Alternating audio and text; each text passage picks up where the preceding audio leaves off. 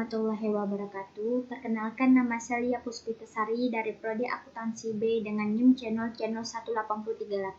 Baiklah, di sini saya akan mempresentasikan tentang mampu memahami konsep dan pencatatan dari kewajiban jangka panjang dan ekuitas.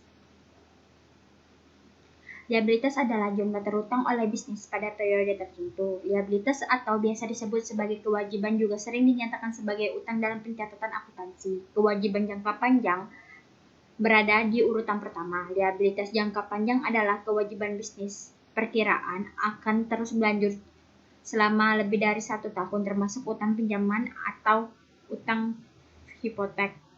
Ekuitas adalah hak residual atas aktiva perusahaan setelah dikurangi semua kewajiban. Klasifikasi kewajiban jangka panjang.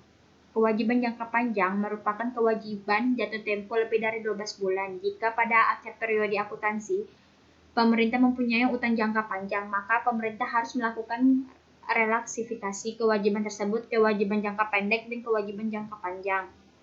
Pencatatan PPh pasal 4 ayat 2 atas utang obligasi. 1. Penghasilan berupa bunga deposito dan tabungan lainnya, bunga obligasi dan surat utang negara, dan bunga simpanan yang dibayarkan oleh koperasi kepada anggota koperasi orang pribadi. 2. Penghasilan berupa hadiah undian. 3. Penghasilan dari transaksi saham dan sekuritas lainnya, transaksi derivatif yang diperdagangkan di bursa, dan transaksi penjualan saham atau pengalihan penyertaan modal pada perusahaan pasangannya yang diterima oleh perusahaan modal Ventura. 4.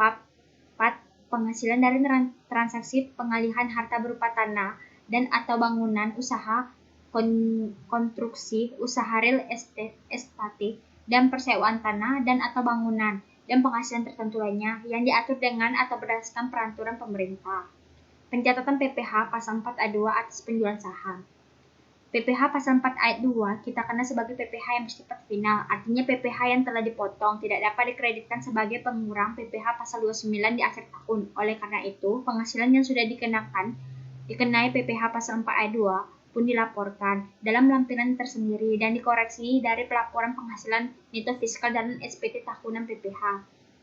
Penghasilan di bawah ini dapat dikenai PPh pasal 4 ayat 2 bersifat final.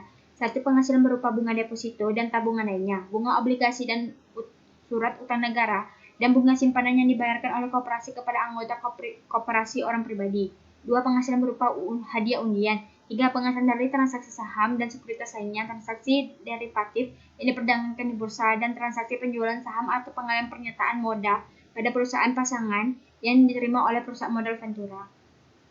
4. Penghasilan dari transaksi pengalihan harta berupa tanah dan atau bangunan, usaha jasa konstruksi, usaha real estate, dan persewaan tanah dan atau bangunan, dan penghasilan tertentu lainnya. Sekian dari saya. Apabila ada kesalahan, saya mohon maaf. Wabillahi taufiq wal hidayah. Wassalamualaikum warahmatullahi wabarakatuh.